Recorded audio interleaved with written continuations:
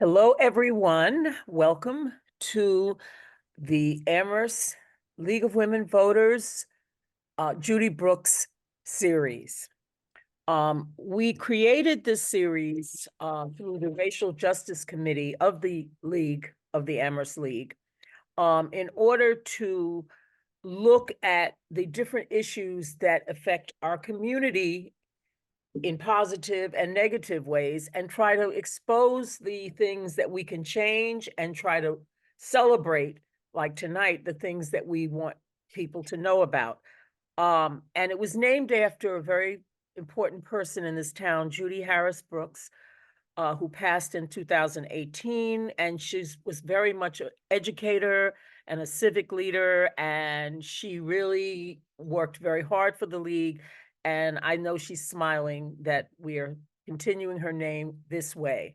Um, the three participants are just one among, and they will explain in much more detail what the Black Business Association of Amherst Area consists of and all the little details, which are, we have a slideshow, two slideshows about that.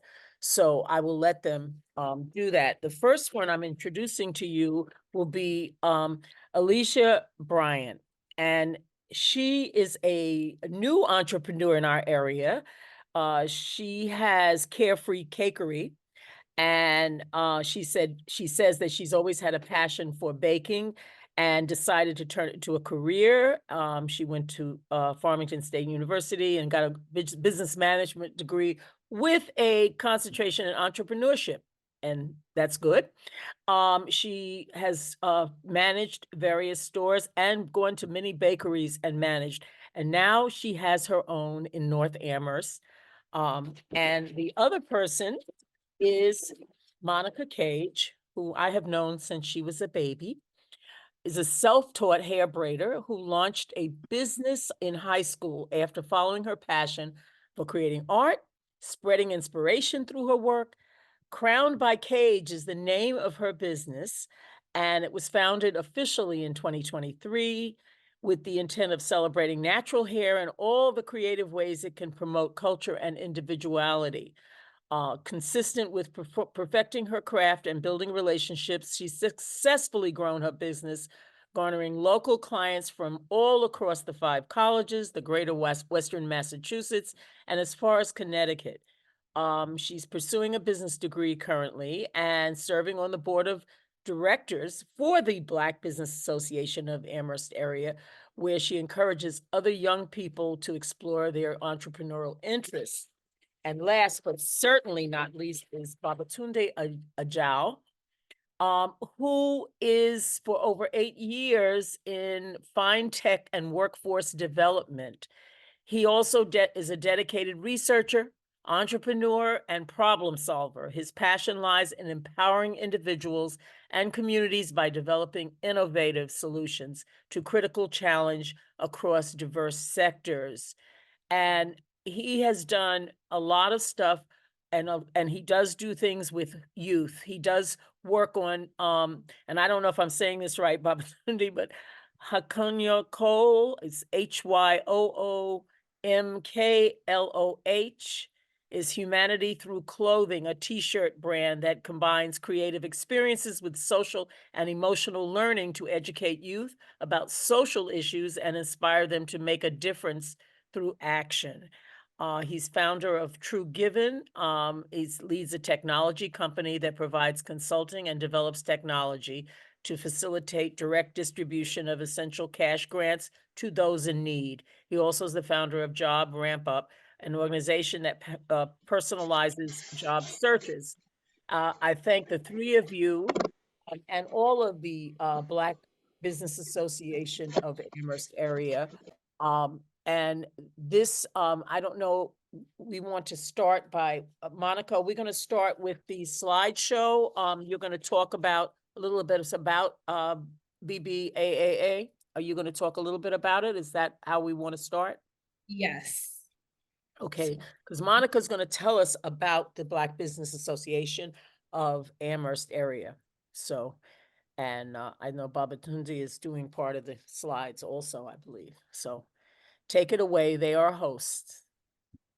Thank you so much for, hosting this event, Miss Andre and the League of Women Voters, for, diligently working with us over the past few months. I'd also like to thank Mrs. Pat for the behind the scenes support. So in 2016, a group of Black business owners who felt isolated from the larger business community created an organization to support, network, and empower each other to develop and grow their own businesses. The original name for the group was the Black Business Association of the Pioneer Valley. The group met monthly before the COVID-19 pandemic and remained connected with each other informally through the pandemic. In 2021, the name of the group changed to the Black Business Association of Amherst Area. BBAAA resumed its monthly meeting in January of 2023. The membership is free to any business owner who identifies as Black and operates a business in the Amherst area. BBAAA is a nonprofit 501c3 organization.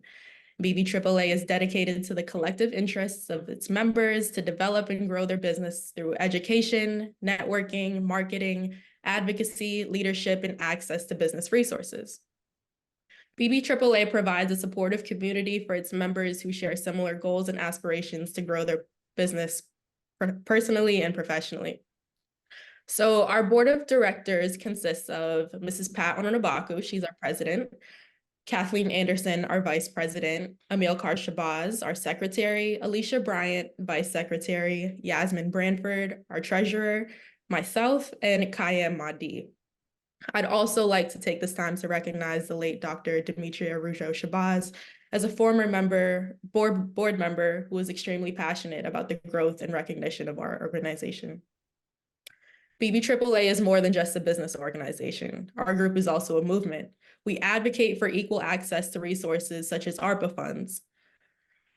One of the group's photos in our slideshow was taken after public comments at a town council meeting. All of the existing Black-owned businesses in our town did not receive the first round of ARPA fund distribution, but they are the most impacted by the COVID pandemic. Only two Black-owned startup businesses, Carefree Cakery and White Line, received ARPA money. Some of the group photos show town officials at the Amherst Extension Salon involved in advocacy for the ARPA funding. Another photo shows group interviews about reparations by AHRA, the African Heritage Reparation Assembly members. BBAAA also educates the community about Black culture, heritage, history through celebrating events such as Kwanzaa, Juneteenth, and Black History Month. Please be sure to look out for our upcoming event for this Friday at the White Lion at 5:30. We collaborate with organizations and individuals that value BBAAA as part of the business ecosystem, such as the Western Mass Ecosystem Coalition, Amherst Media, Sankofa Gumbo, Representative Jim McGovern and his regional manager, Kobe Gardner-Levine, Amherst Cultural Council, Smith College, E4All, UMass, etc. And I'll pass it on to whoever is next.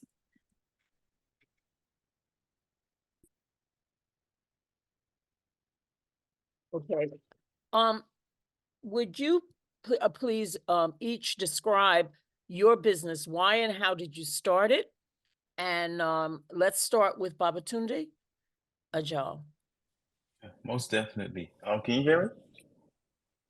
Mm-hmm. Thank you again for hosting this.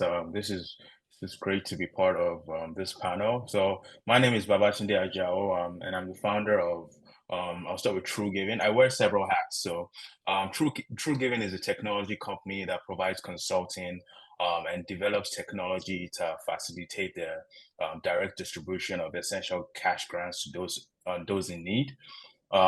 So really, I started True Giving out of a passion for empowering people. This was based on some work I did with some organizations in Boston about the power of strategic cash grants and how it has an impact in people's lives. This was prior to COVID, during the time of COVID. And so that is one of the business that I work on, facilitating, supporting nonprofits to be able to directly distribute cash grants to those in need. A recent initiative I started was a t-shirt brand called HumClo, so Humanity Through Clothing. And this really is using fashion to spark, social emotional learning in youth. And so we combine the creative experiences with educational contents, to equip them with knowledge and social issues, to try to make it as creative as possible to get the youth involved.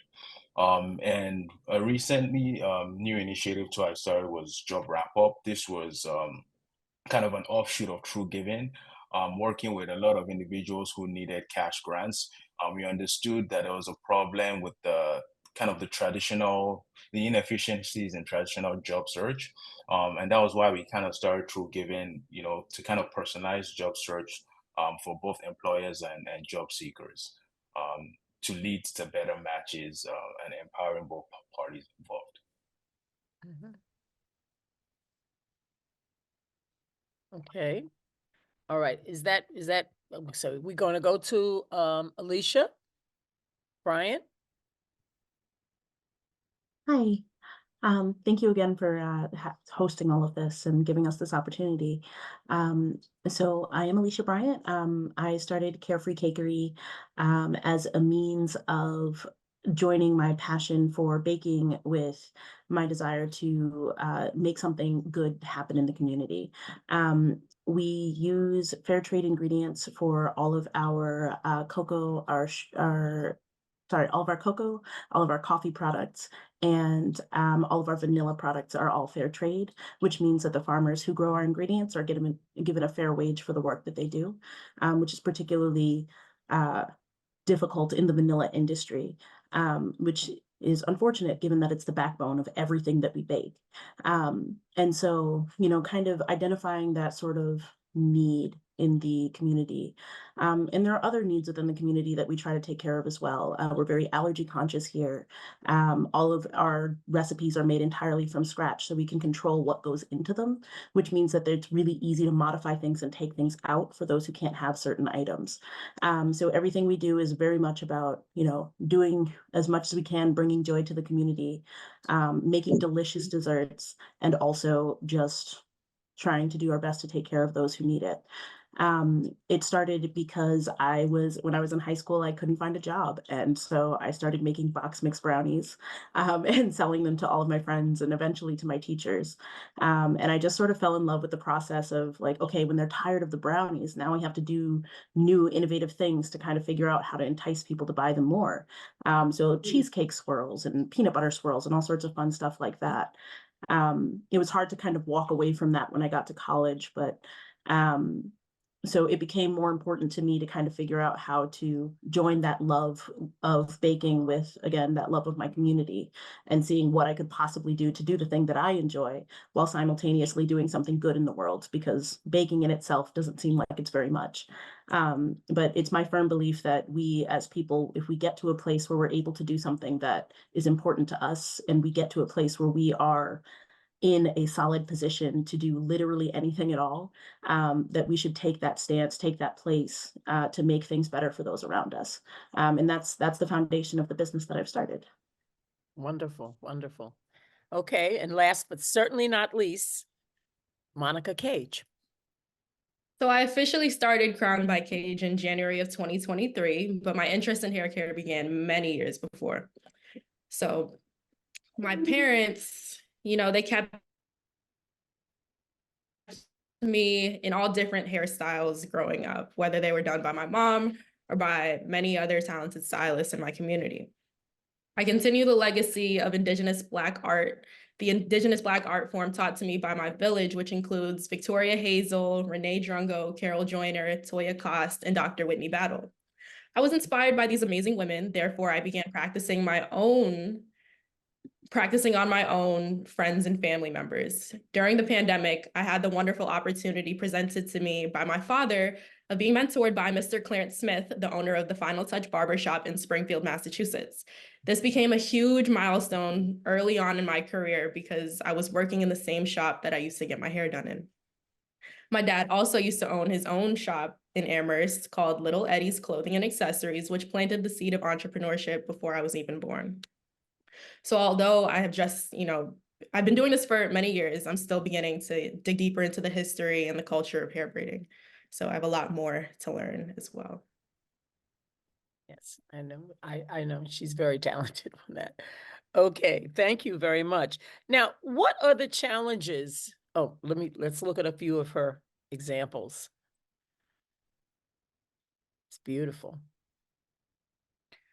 What are some challenges that, and you can answer it accordingly, have you faced in your business? Alicia, can you start us with that? What are some of the challenges you face? Yeah, definitely. I think one of the biggest challenges in starting this business was kind of just the capital is always the first thing, right? Like just trying to figure out how to finance a venture of this size. I spent a lot of time saving up money when I was managing the Sherwin-Williams in town and doing things like that. But um, really just getting that connection between, people don't want to issue loans to folks who are opening startups. That's just kind of the nature of it. And so doing the mentorship programs that I participated in several of those, E for All namely, and just kind of getting the sort of mentorship and trying to, pursue different means of funding was one of the biggest challenges I faced. As of now, the biggest challenge is, of course, just doing it all. I have to wear a lot of hats at the shop, and I do not get many days off, and that's okay. But it is still it's difficult to maintain the drive to continue doing everything that needs to be done. But again, particularly the primary difficulty for me was just making sure that we got the funding to get started. We needed somebody else to take that leap of faith with us, and convincing people that you're worth it is difficult, particularly when you're coming from a background where people don't expect very much of you. Okay. Monica, you want to take the next on this one? What are some Sure. of the challenges that you face? I think, building relationships with my clientele has always been just as important as any financial gain. So in fact, like cultivating these relationships, they yield a loyal clientele base. So I love when people continue to come back to me over the years. I've had people with me for over 5-6 years, and I'm incredibly grateful for them. So it can become difficult at times when it comes to creating policies that protect myself and my clients, but I've learned that those who value your work will understand and respect your wishes as a business owner. Another challenge has been navigating how to elevate the overall experience for my clients, from investing in like the right products and tools to finding a brick and mortar space. Right now, I offer mobile services as well. So although I'm very grateful for how much my business has grown over the years, I do struggle with keeping up with the demand. I currently don't employ anyone to help with the day-to-day, so I function as my own social media manager, accountant, receptionist. I'm on all social media platforms if you'd like to find my work. I'd like to thank the many clients that I have that have trusted me as I perfect my craft and build my brand. So thank you. Very, and Babatunde Ajao. Yeah, thank you. So I concur with all the challenges Alicia and Monica have mentioned, which are some of the challenges I face too. I think for True Giving really as a social impact organization, as Alicia mentioned, I think funding for social impact organizations are not really easy to come by just because there's no return of investment that is kind of visible, immediately. So that is, something that has to be kind of takes a long time for, people to see the benefits. And really for us, it's really figuring out how to be as innovative as possible. And so really for True Giving, the vision for us is for us to be able to provide up to $300 cash for anyone who is in need. And so based on that vision, we've really tried to, one of the challenges is being as innovative as possible in kind of how we operate and understanding the kind of structures we need to be able to get to that point. This is a relatively new, I mean, with the guaranteed income programs that are popping up in different, parts of the city, it's gaining ground, but it's still a relatively new kind of idea here. And so one of the challenges we face, is just trying to be as as innovative as possible with um, achieving our mission. Thank you. Very good. Very good. And why starting with you, Babatunde, why did you join BBAAA? Why did you join the Black Business Association in Amherst Yeah, area? so I mean, I thought joining the Black Business Association of Amherst Area, I thought it was a no-brainer. Prior to even finding out about it, I think it was actually it was accidental that I found out about this organization because I didn't even know. I found out through Miss Pat, through another organization that I was working with her on.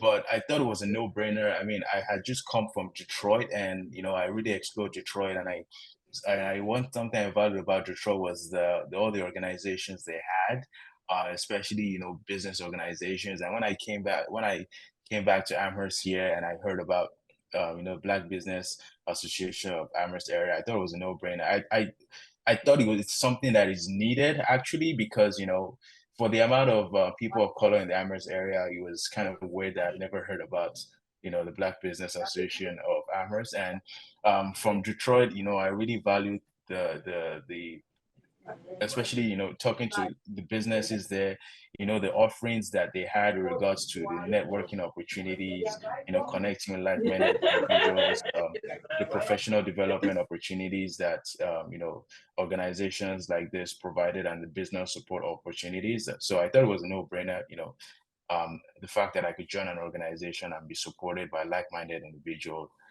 like me. It's wonderful. That really is. And what the last real question that I'll ask, and others might want to ask other questions, hopefully, but what advice would you give to youth thinking about starting their own business? Babatunde, you want to start us? What advice would you Yeah. give to a Yeah, so I mean, for me, definitely all the cliche ones like pursuing your dreams, which I think it's great. In hindsight now, having started businesses, and really understanding what I know now, I think is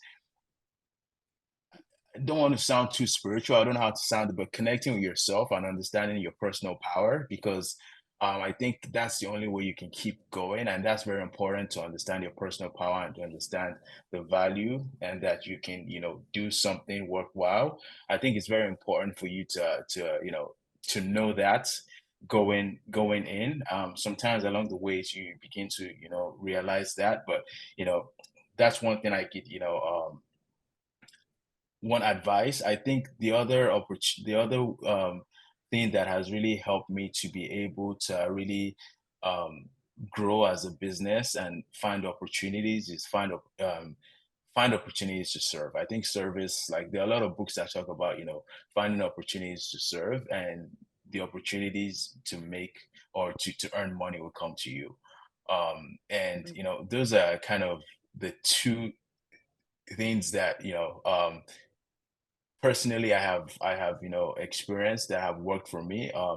I think lastly, networking with people and making new friends would definitely go a long way um, for you, and just attending events. Alicia? Thank you. Alicia? I would say my biggest piece of advice to anybody who's looking to start a business is going to be just to never, ever, ever stop learning. There's numerous opportunities to learn new things. And I mean, failure itself is a great teacher. Every messed up recipe, because I'm completely self-taught. Like everything that has taught me how to bake is messing up. Like every recipe I've ever made has been horribly ruined at some point. But that's how you learn. But also just like talking to other people. Talk to people who own businesses that are different than yours. That's part of the beauty of having something like the BBAAA. Like learning how other people go about it, because there are elements that are going to cross and be relevant to you. But even just like different mindsets. Absolutely, every person that you meet, everything that you do is an opportunity to learn. And I think that it's important not to lose sight of the value in that. and also to be humble enough to recognize that you still have room to grow. The business exists now. I spent years trying to get here, and I'm here, and it's wonderful. But also, I'm still learning every single day, and I hope that I never get to a place where I take that for granted. Good advice. Monica, how about you? What advice would you give to youth thinking about starting? So this comes from an African proverb. If you want to go far, or if you want to go fast, go alone. But if you want to go far, go together. And I just wanted to say, don't be afraid to ask for help. There's a huge community of people and resources that are here to help you. You know, it took me a while to, you know, find the right people, but I was always surrounded by them. I just didn't know that I had to tap into those resources. I had to connect with people on my own. So don't be afraid to raise your hand, ask for help. You know, like Alicia said, like ask another business owner, someone who's been in the position that you want to get to. Excellent advice. Now, do we have people who would like to ask questions of any one of them or all of them, or in general? Do we have, can we take those beautiful slides though? Thank you for the, the slideshow. It's very, very nice.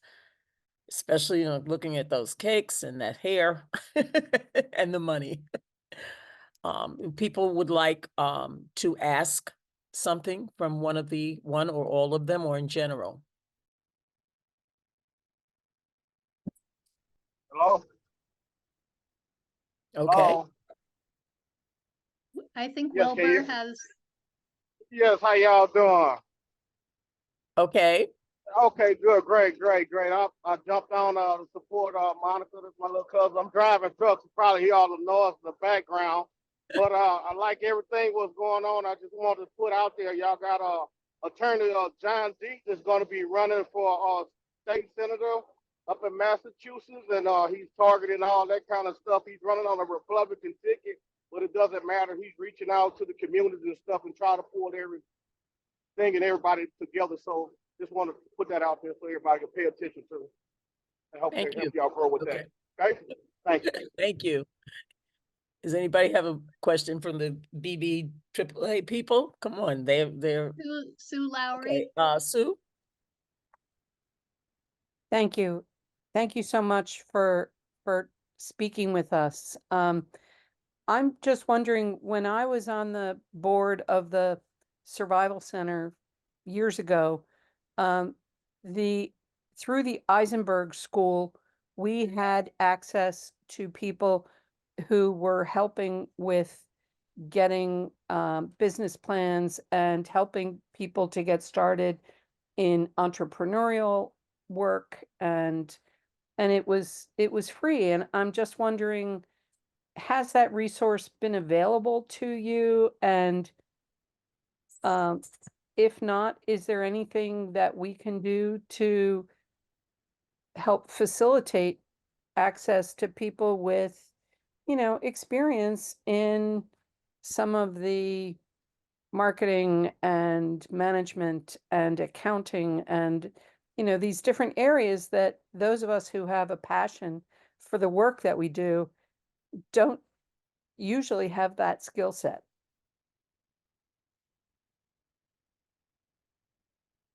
I don't know, would that be something that would be of interest to the BBAAA to possibly help, we'll be part of the conduit, or other people can, to help you link up with the Eisenhower School of, because that's business. That's a business part of UMass. One never knows. Anybody? I mean, I think that sounds great. I would say that it's not something that I was aware of.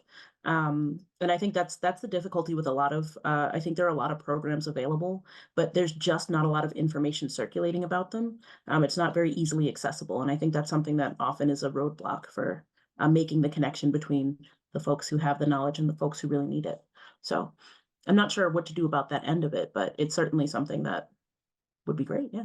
Yeah, and Babatunde, you probably have come in contact with some of the people from there at some point, with some of your machinations. That might be a link, is what Susan's saying is, you know, it doesn't always, they don't just come out and talk to people in general, but I think that would be a good connection, you know. Yeah, no, I think most definitely. Yeah, I'm connected one way or the other with the UMass community and the Eisenberg community.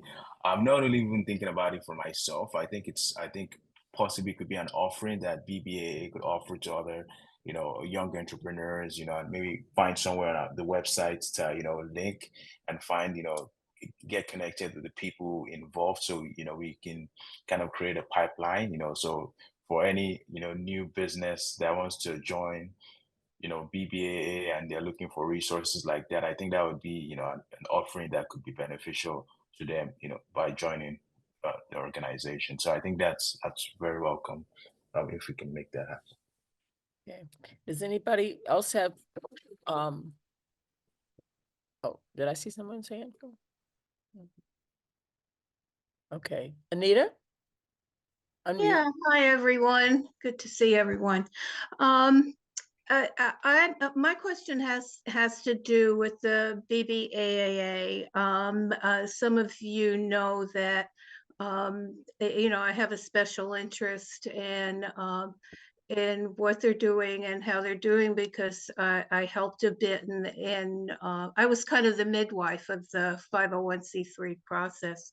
So I know a fair amount about what the intent of the organization always has been. And I'm wondering if someone, maybe Pat or Vera, could speak a little bit to the mission of BBAA and how that mission is really being implemented, because I think the organization has so much to offer this area. And I've always felt that it could be really a strong economic engine for our community. So maybe Pat, Miss Pat, if you could, you know, tell us a little bit more about what's happening most recently with the BBAA and its activities and its mission. Unmute. Miss Pat, unmute. I'm so sorry. Good evening, everyone. Thank you, League, for sponsoring this event. So BBAA, our major mission is to support and nurture Black-owned businesses in the area. And we contribute to the economy in this town. There are some businesses that, you know, Black owners have in this town, such as braiding. We try also, in addition to, we're kind of a movement. We also promote culture through different celebrations such as Juneteenth, Kwanzaa, Black History Month. Our future goal actually is to have a building, our own space. And we've been working with the Office of Rep. Jim McGovern. We're also hoping to get some upper funds to enable our members to grow their business, or folks who are trying to start their business.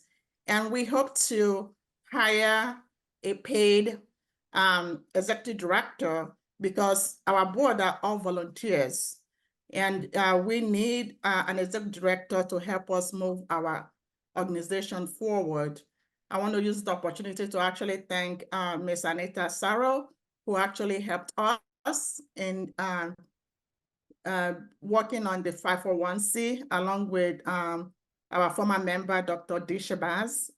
So I don't know if I answered your question, but we are moving forward. Our membership is growing. When we started in 2016, we're about a handful of business owners, but we've tripled our membership from 10 to more than 30 members. Wow. In terms of resources, our model is to mentor our members informally, you know, from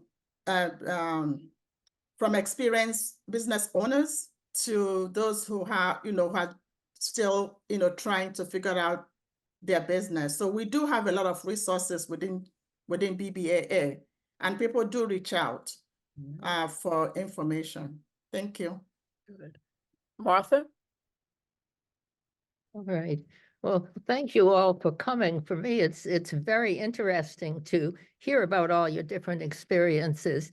But I'm also struck by each of the three of you, I think, are working alone, and you have to juggle all the different things you have to do, including, keeping the accounts and paying the taxes and, doing all those things and so on. How do you manage to keep from burnout or keep from getting too stressed or, feeling, I don't know, overcome by all those things? And how do you balance out when it's time to hire somebody else to help? Because of course, then that has its financial implications as well. So if you have any thoughts on that, any of the three of you. I would say a big portion of that is having support networks like BBAAA.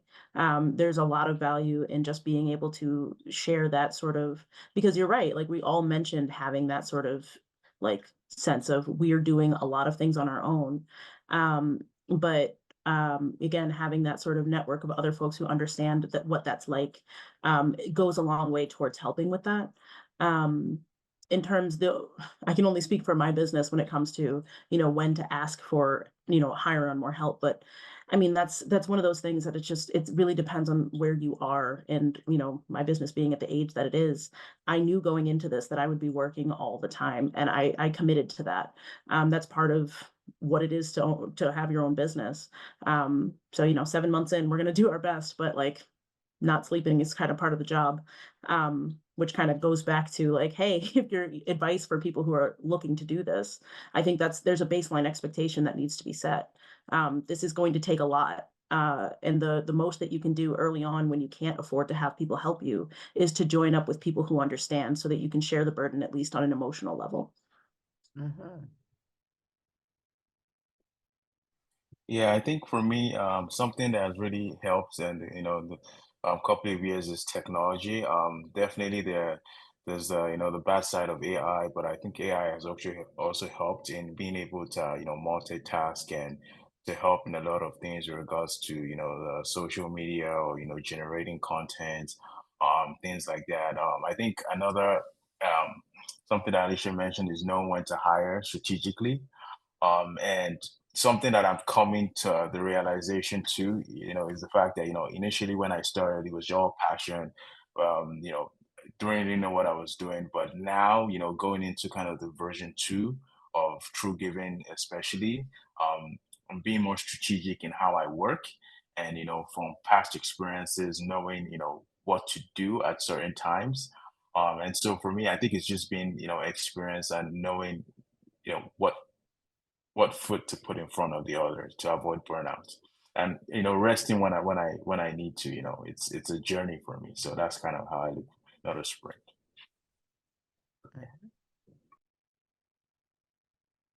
I'd also like to speak on this because I do experience burnout quite often, but I can only, blame that on my time management. So I set my own schedule. I have I've been able to, schedule people and around my own everyday schedule. But sometimes I have days where it's 12 to 13 hours, or I have days where it's just 2.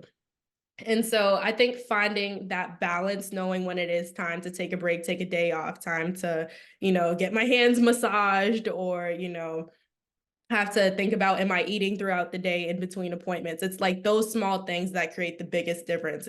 I have to worry about my health. I have to worry about, carpal tunnel. Like those are things that I never thought I had to worry about starting so young. But now that I've spent years getting into this, I have to think about the long term. How is this going to affect my body? Is this what I want to do for, the next few years? I always have to think ahead. So, not overwhelming myself with the future, but also not being stagnant. I feel like finding that balance keeps me, sane.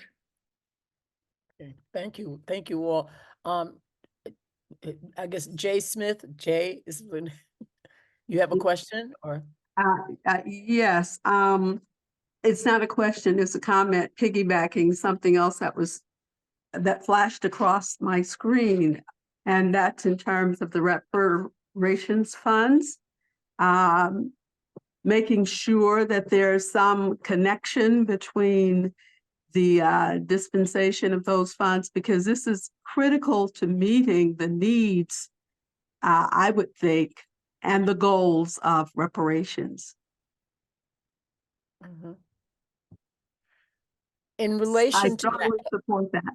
yeah, in relation to that, perhaps there will be, we can have a conversation as the league to ask, how can we put out the word or ask people about, because we can also bring attention to it, to the town itself and the council and whatever about that kind of thing. I mean, that is something that we do support, in every way. So, definitely keep in touch with us, especially the Racial Justice Committee, which is the sponsor of this.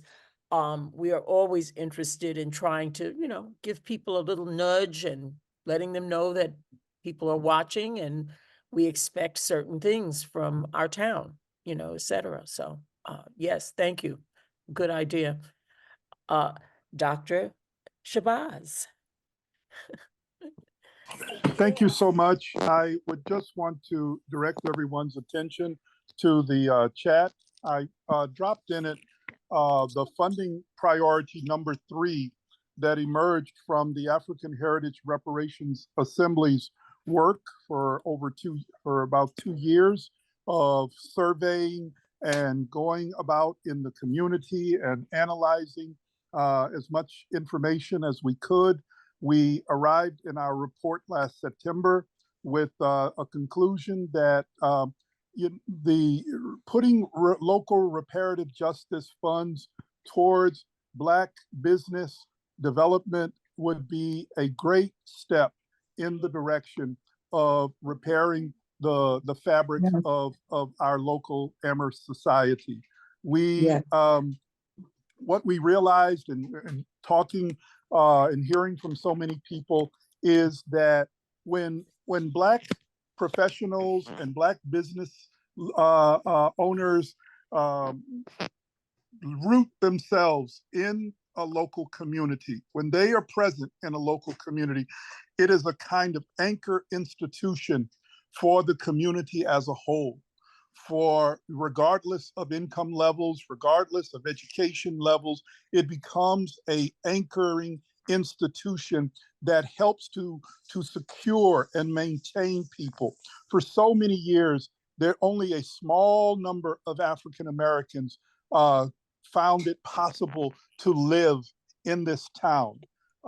Conditions were such that the town practiced all kinds of things like redlining and things that thwarted the development of intergenerational wealth amongst African Americans. And again, not to say that some wonderful families didn't make a way out of no way. We know from the West Side Historic District, recently established on Hazel Avenue, that and other areas of the town, that very illustrious families did make a way out of no way and were able to establish and maintain themselves over generations in Amherst.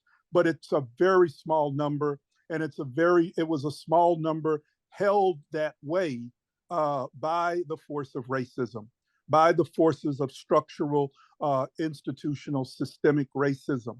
And so to undo that now is, of course, reparations at the global and national level through a federal program. And we call for the Biden administration to establish a commission to move toward a federal reparations program, but here locally, as part of building the momentum toward that ultimate expression of reparations. We did our work, we have produced our final report, and we do need the league and everyone to keep the concern out there on our 13-member town council and the town manager to continue to work, to move, to implement, and to have this year of 2024 be the year when actual compensatory programs are enacted. And one of those being in the funding priority area, number 3 of our Black businesses, in the form of grants, in the forms of entrepreneurial training programs that BBAAA can help to produce and help to organize. These are the things that we assessed through our work and made these recommendations in our final report. And so again, thanking all the presenters from BBAAA, of which I am myself a part, but I just wanted to highlight and connect it to the work that the members of the African Heritage Reparations Assembly, on behalf of the town and charged by the town, that we discovered in the course of our work and made the following recommendations. So just wanting to highlight that and to continue to ask for the vigilance of the community toward the implementation and moving forward of the funding priorities and the recommendations that was made. And I'll finally conclude by saying this, that if there are any remaining ARPA funds, as we mentioned in the report with regards to the ARPA funds that were promised toward developing the Center for Our Youth, dealing with our funding priority around youth.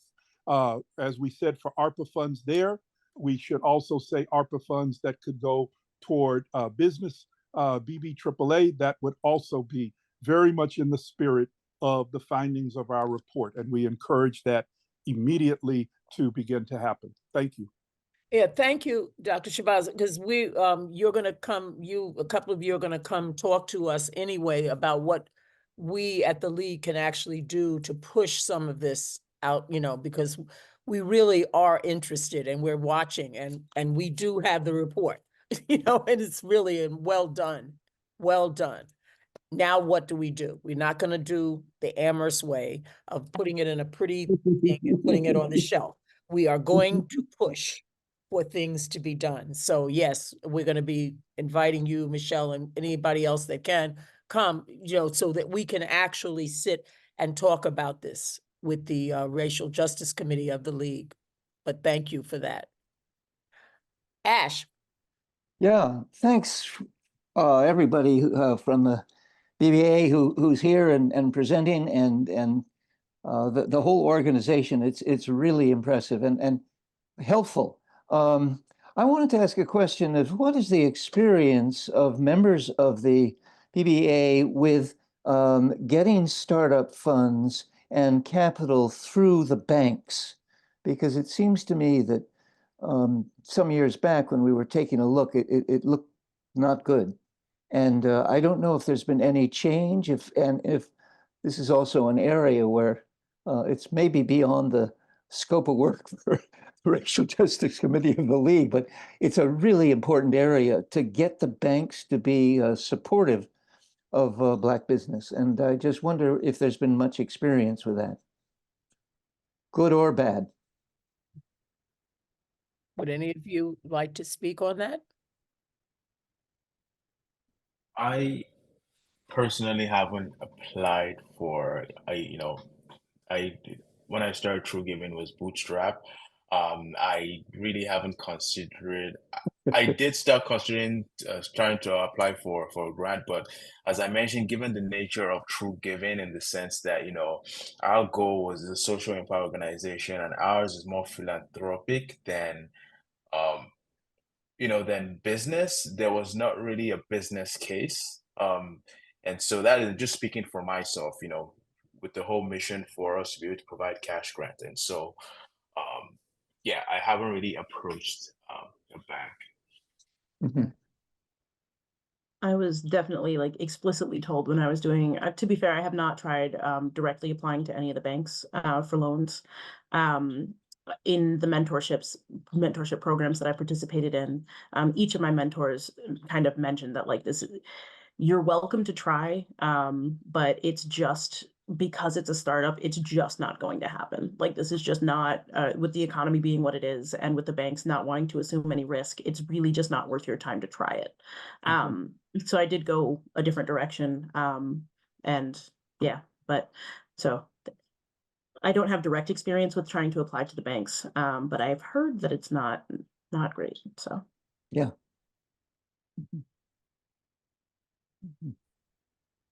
I bring it up just because I think it may be a kind of a medium to longer term goal of the association to bring to bear some pressure on the banks to take a more, how to put it, anti-racist view and practice, because ultimately getting capital through the banking system is necessary to grow business and to you know. So something to keep on the agenda, I think. Yeah, okay. Does anybody else have questions or comments or whatever? You know, I do. Okay. I Yes. do. I can speak to access to capital. We all know that racism plays a huge role when people of color try to apply for loan or for grants. And so for me, some of you know that I have a company in Hadley. It wasn't easy when I started, but I happened to run in, have some luck. And I was able to get good, sizable loan from a local bank, Greenfield Cooperative Bank. I've been telling people to go to them and ask for Adam Baker. So part of BBA mission is to cultivate relationship with local to our bank with banks in the area. It is a huge problem. It's challenge, but I think sometimes if you have all your paperwork, you're very organized, banks will turn you down, but don't give up. Advice I give to people is do not give up. If somebody denies you loan, look at like maybe it's not the right match for you, keep pushing. And that's my experience. I did get a loan, but I'm one of the very few that's able to do that. And my business is thriving very well. I do have multiple businesses beside Baco Care in Hadley. Okay. Monica, you're not you're not looking that way right now, right? Can you hear me? Yes. Okay.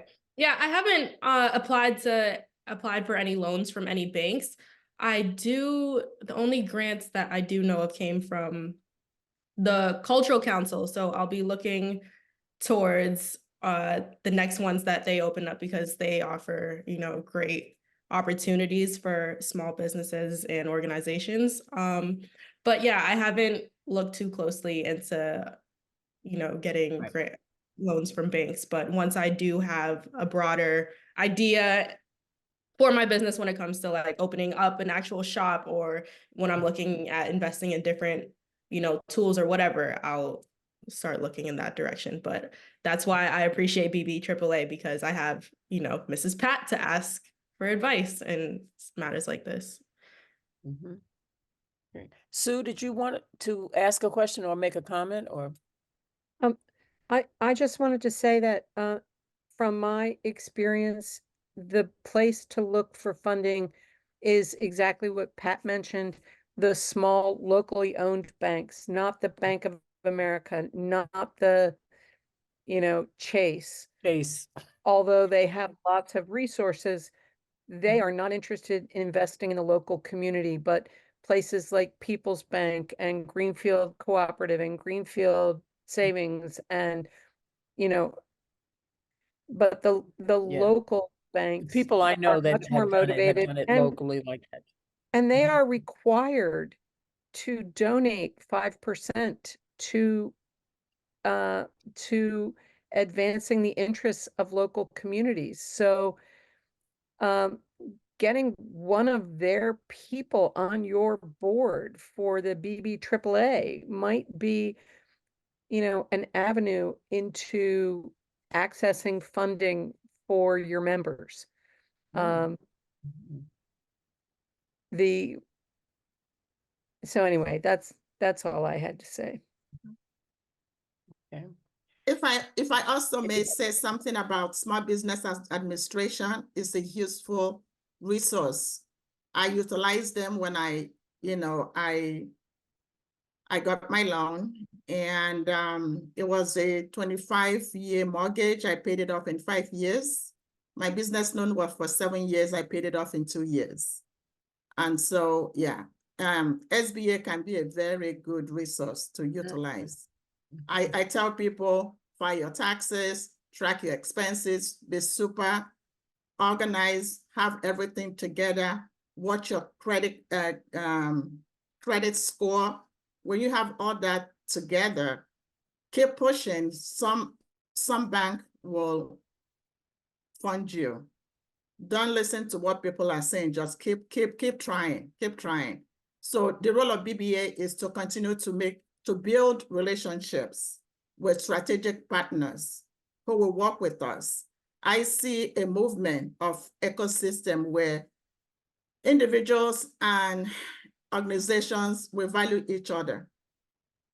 BBA have a lot to offer in our community, and people who wants to be our partner, we welcome them. Good advice. Very good advice. Okay. Does anybody else have a question or commentary or whatever? This has been, you know, and like I said, I do know Miss Pat and have tremendous respect for her as a businesswoman and as a community leader. And I've known Monica since whenever she was a baby. But this was really even for me, this was very informative and very, very well done. And hopefully all of you will know and talk about the BBAAA and how it is trying to do things in this community, and it's important, you know, in terms of the fact that there may be skills and things that you might offer to them or whatever, because they are a 501c3, so that means that it is deductible and, you know, whatever. So, but I definitely think it's, I'm so glad that we had you. I'm so glad that you all have been able to give a presentation, and I wish you all the luck and profits in the world, whether it be giving money away or maybe creating a shop or having to open a bunch of bakeries, whatever that is. And thank you, Ms. Pat, for helping coordinate all of this. It really has been a wonderful experience. Does anybody else have a word? Hi, Kathleen. Does anybody else have a comment or a question? I just really Don't welcome. forget the survey. Oh, at the end, before you go, when you start to leave, there's a survey we want you to fill out. It has to be for the state and national league. So, you know, just a few questions saying, how did you feel? How did you get something from it? Whatever, you know, and it takes about 2 or 3 minutes to do it. So it's, please do the survey. This, by the way, has been recorded. So if you wish to look at it another time, you can go, where do you go to the YouTube or? Yep, it's the YouTube, the League of Women Voters Amherst YouTube channel. It takes a little while, but Yeah. our last one is now up, and you just So go maybe there a and month you or can so, yeah, a couple of weeks watch or them so. again. But it is available. If some people, you know, wanted to see it or whatever, certainly you can also you know, access it for them. If you registered for this, you have access to it, you know. So anyway, if anybody has any other questions? I just have one more thing to say, just to thank Babatunde Ajao, Monica Cage, and Alicia Bryant. I know you all are so busy. It took, effort to make it today. Thank you so much. Absolutely. Miss Andrea and all the league, everyone that joined today. Thank you so much for Yes. This is a nice coming out. turnout here. Yeah, thank you. Thank you all for coming to hear and to listen, and please spread the word. And that, we want to know about the businesses, all of them, but particularly the Black ones who have been struggling all these years. Some have been struggling, some haven't, but let's not have anybody struggle. We have enough community where all people can use the various services, etc. And everybody can eat cake. And everyone has hair. So anyway. All right. Thank you so much. I really appreciate Babatunde Ajao, Alicia Bryant, and Monica Cage, especially, and Miss Pat. Thank you all. And BB AAA, thank you also for all the work you do. And for the people that are part of the BB AAA. We appreciate you, and now we know about you, so there's no excuse. So thank you all. Okay. And don't forget the survey, and goodbye.